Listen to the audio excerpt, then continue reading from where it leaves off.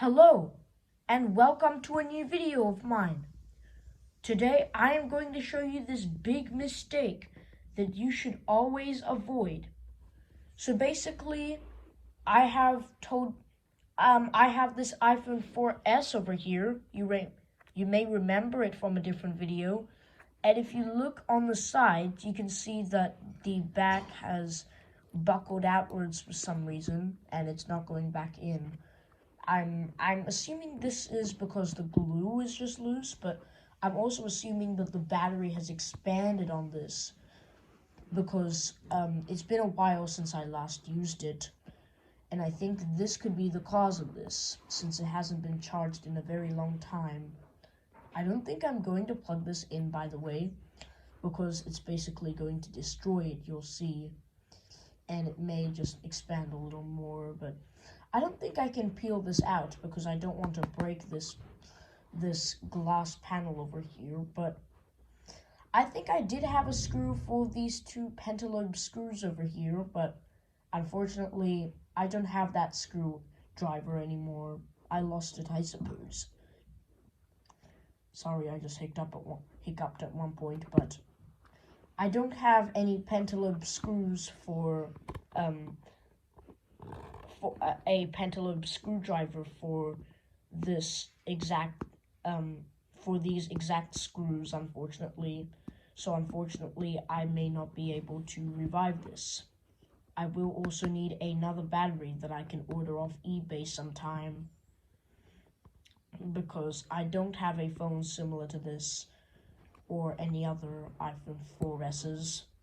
By the way, I think I did have two iPhone 4s, which you also may remember from another video of mine. One of them was running iOS 7 and was fully working. It had no passcode, but it was still linked to someone's iCloud account.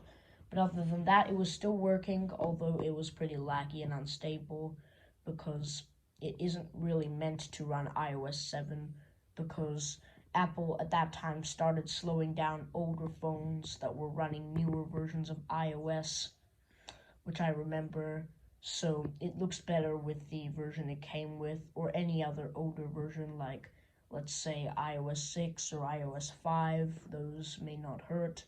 And also I had another one of these, it also ran iOS 7. When I first got it, it was like having a passcode on it. I could still access the camera from it, and take pictures and videos and edit them without the passcode, which is good. But since Siri wasn't introduced at that time, or these iPhone 4s weren't compatible with Siri, I couldn't ask who the phone belongs to. So unfortunately, it will remain in the locked state. By the way, I also confirmed via Iron Locker about that previous iPhone 4 I told you about, and it told me it was activation locked. So I didn't want to reset it or connect it to the internet, because otherwise it would basically lock the phone. If you don't know that, you may have seen a video from Hugh Jeffries, one of my favorite YouTubers. Oh wow, Hugh Jeffries probably watching this right now. I am from Australia, he's from Australia too, which is very funny as well. We both live in Victoria, which is nice. And I mean, yeah, I've just checked out his videos ever since I heard of him. But moving on, hopefully Hugh Jeffries watching this right now. But not to mention, I also wanted to point out that I'm very sorry for not uploading on Thursday as well. Moving on, I also had to reset that iPhone 4S, or the iPhone 4 that was passcode locked, and it took me to the setup screen, and because I wanted to confirm it was activation locked, I just checked recently, it was activation locked, according to Iron Locker.